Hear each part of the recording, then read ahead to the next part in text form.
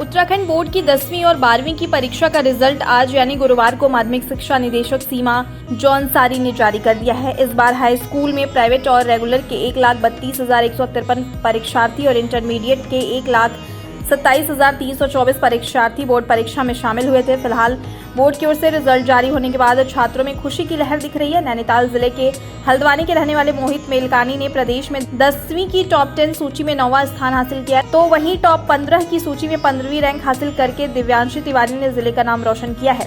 Top 15 की सूची में शामिल कनक तिवारी और निरंजन राउत ने 12वीं रैंक पाई है। आइए मिलवाते हैं उन टॉपर से जिन्होंने बेहतरीन प्रदर्शन किया है।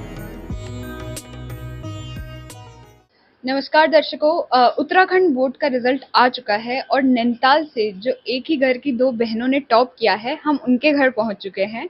और चलिए आइए जान लेते हैं उनके बारे में, उनका नाम, कितनी उनकी परसेंटेज बनी है। सबसे पहले आप अपना नाम बताइए। कनक तिवारी, और मैंने इंटर का पेपर दिया था और मेरे 95.6% बनी है। आपका नाम? मेरा नाम दिव्यांशी है। मैंने हाई स्कूल में 96% आई है मेरी। तो आप लोगों की पढ़ाई की स्ट्रैटेजी क्या रहती थी? साथ में पढ़ाई करते थे, ट्यूशन जाते थे, या स्कूल में ही पढ़ लेते थे तो याद हो जाता था? नहीं, ट्यूशन तो नहीं किया। जो स्कूल में पढ़ाया और जो टीचर ने कहा कि ऐसा ऐसा करो करो करो, वही करते रहे पूरे साल भर, और कोर्स कंप्लीट हुआ, फिर रिवीजन किया और बस हो गया पूरा। सेल्फ स्टडी थी, जहाँ समझ में नहीं आता था टीचर दीदी थी, उन्होंने बताया सब। तो जैसे कभी कभी पढ़ाई के बीच में ये होता है कि बच्चा होपलेस हो जाता है, हताश हो जाता है, तो उस समय आप कैसे कोप अप करते थे उस चीज से? मैं जब भी कुछ होता था, दिमाग में चल रहा था, कुछ खराब चीजें चल रही हैं, जैसे स्कूल में नहीं हो रहा है, समझ में नहीं आ रहा है, तो जो पेरेंट्स हैं, मम्मी पापा, उनसे बात कर ली। वो बहुत ज्यादा सपोर्ट करते हैं और वो हमेशा कहते हैं कि जो होगा बहुत अच्छा होगा, करते रहो बस। तो पापा का हाँ, मम्मी लोग बहुत सपोर्टर थे। कुछ ज्यादा हुआ तो मम्मी समझाती थी बार बार, लास्ट तक समझाया। अच्छा, और आगे फ्यूचर प्लान्स क्या है? मतलब कहाँ, किस फील्ड में अपना करियर देखना चाहते हैं आप लोग? मैं तो रिसर्च फील्ड के लिए ही सोच रही हूँ। अभी अप्लाई कर रखा है, अब देखते हैं क्या होता है। मैं आर्मी फील्ड में। मतलब एक को रिसर्च में जाना है, एक को आर्मी में, मतलब एक पूरा पश्चिम ऐसा टाइप का हो रहा है। तो मतलब इंस्पिरेशन कौन रहा है रिसर्च फील्ड से? पहले आप बताइए। ऐसा कोई इंस्पिरेशन नहीं है, बस खुद का ही मन है। अभी तो मन की बात चल रही है, दूसरी को देख के उतना नहीं करती हूँ मैं, हमेशा अपने। अच्छा, मन की बात। मोदी जी भी मन की बात करते हैं, आप भी मन की बात कर रहे हैं। उनके सपोर्टर है बहुत बड़े।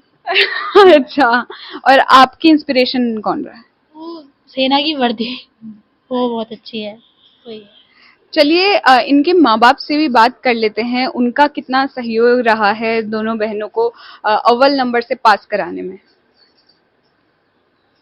नमस्कार दर्शकों, हमारे साथ मौजूद हैं कनक तिवारी और दिव्यांशी तिवारी के मम्मी पापा।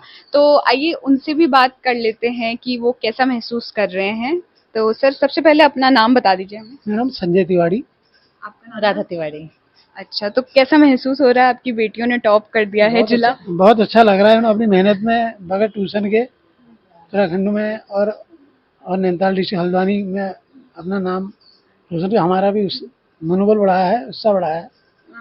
ये तो हमेशा ही, मतलब बहुत ज्यादा बच्चे हमेशा ही टॉप करते रहे, लेकिन अब उसमें बोर्ड में कर रखा तो बहुत ज्यादा खुशी है, बहुत ज्यादा।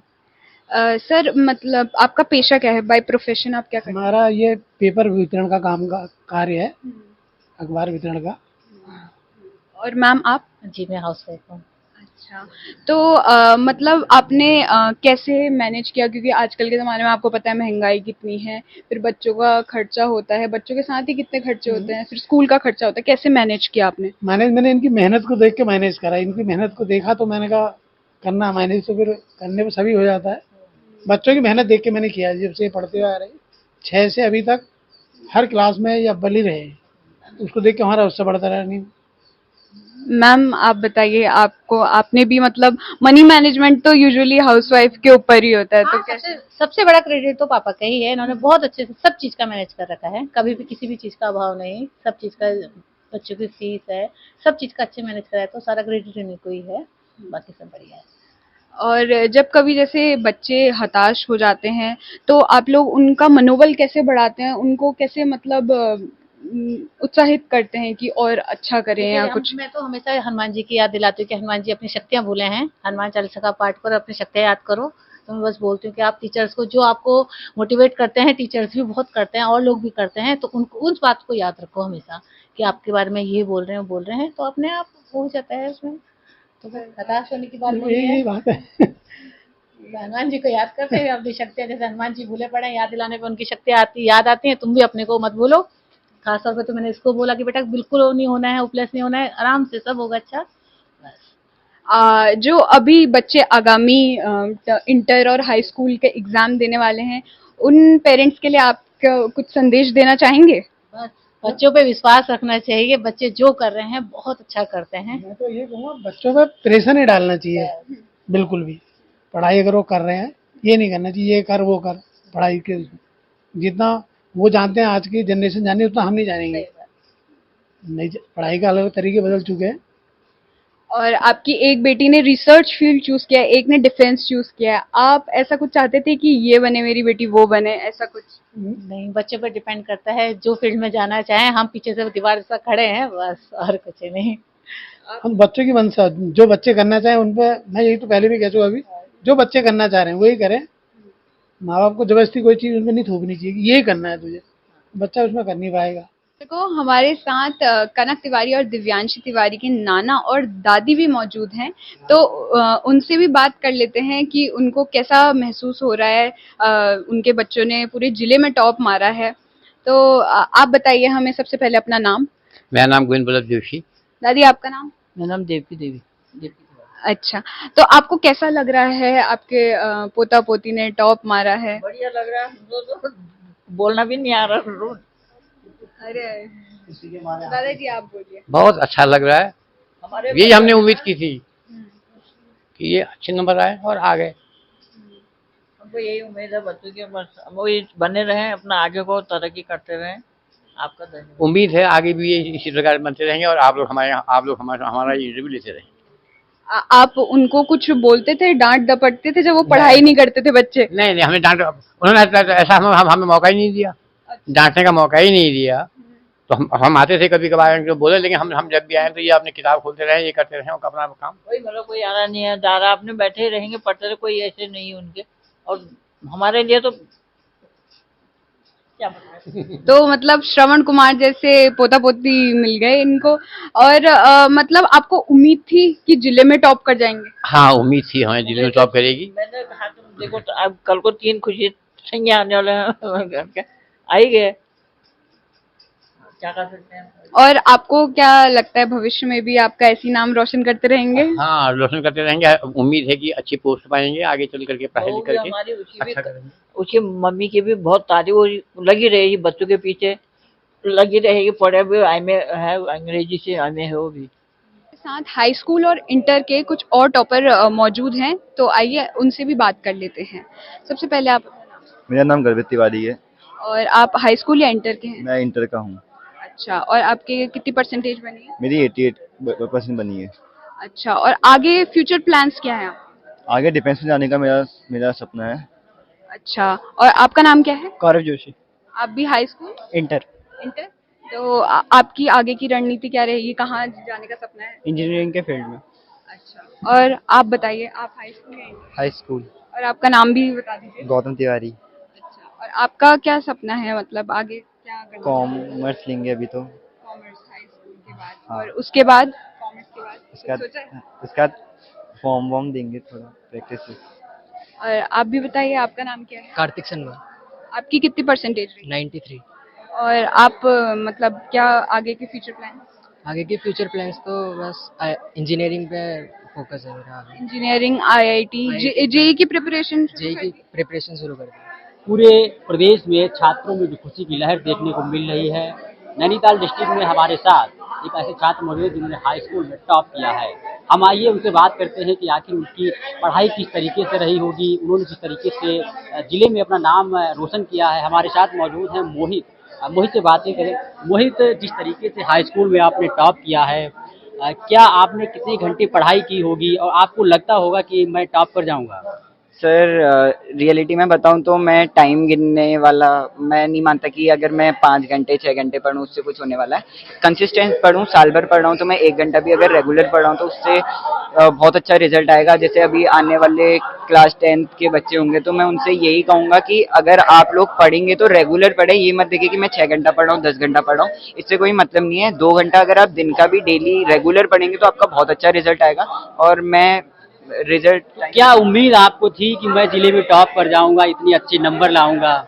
सर रियलिटी में मेरे को कोई ऐसा था नहीं, इतना पता था शायद मेरिट में आ जाऊं, लेकिन जिला टॉप करूंगा ये सब गॉड गिफ्ट। गॉड के अलावा तैयारी होती है, लेकिन हाँ अपने आप पे जो बिलीव होता है कि हाँ मैं टॉप कर जाऊंगा, एक विश्वास होता है अपने ऊपर कि मैं जिले में टॉप करूंगा। एक जो छात्र एक अपनी रणनीति बना के चलते हैं, उस पर कुछ आपने काम किया था पहले से? ये सर थोड़ा जब मैं क्लास 9 से 10th में आया था तो थोड़ा सा मेरे को लगता था कि मेरा मैथ वीक है, तो हमारे स्कूल के बहुत अच्छे टीचर है मनोज परगाई सर, तो उनने मेरी मैथ सुधारी और अभी इतना उनका आशीर्वाद रहे कि मैथ में 100 आए। और पेरेंट्स का बहुत अच्छा सपोर्ट था, कभी ये नहीं बोला कि बेटा तुझे ये बुक क्यों चाहिए, ये क्यों चाहिए, तो जो मांगते थे वो मिलता था। दद्दार बहुत अच्छा सपोर्टिव और नेचर और फ्रेंड भी बहुत अच्छे हैं मेरे, तो उन्हीं की वजह से ये सब हुआ। और थोड़ा राइटिंग स्किल पे मैं मेहनत करता था कि राइटिंग स्पीड में बढ़ाऊं, टाइमर लगाता था कि राइटिंग लिख पाऊं, जल्दी हो जाए, तो यही पहले प्रिपेयर कर लिया था पेपर से पहले की।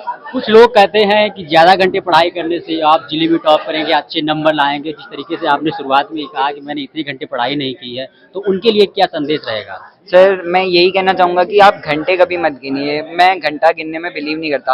अगर आप मान लो 5 घंटे पढ़ रहे हैं और आपका दिमाग ये है कि मेरे को 5 ही घंटा पढ़ना है, तो फिर वो फिक्स हो जाएगा, आप लिमिटेड पढ़ोगे। तो अपना गोल ये बनाओ कि मुझे इतना चैप्टर इतने टाइम पे क्लियर करना है, ये मत सोचो कि 5 घंटा पढ़ना, 5 घंटा फिर वो लिमिट नौकरी जैसी हो जाएगी आपका। अब अच्छा, हाई स्कूल आपने टॉप कर दिया, आप इंटर की बारी है, तो इंटर में आपको क्या उम्मीद है और इंटर के बाद में आप किस फील्ड में जाना चाहेंगे? सर अभी मैंने साइंस स्ट्रीम लिया, मैथ सब्जेक्ट है मेरा। मैं कोशिश करूंगा कि मैं 12th में भी ऐसी अच्छे मार्क्स लाऊं और स्कूल का नाम रोशन, अपने घर का नाम रोशन करूं। और उसके बाद मैंने सोचा है यूपीएससी का एग्जाम दूं, सिविल सर्वेंट और आईएएस ऑफिसर बनूं तो अच्छा रहेगा। तो उम्मीद बड़ी है या उम्मीदों पे जो खरा उतरने का प्रयास किया है, शुरुआत तो हो गई है। हमारे साथ इनकी मम्मी मौजूद हैं, इनसे बात करते हैं कि इनके जो बच्चे ने टॉप किया है जिले में, इनको कितना गर्व महसूस हो रहा है।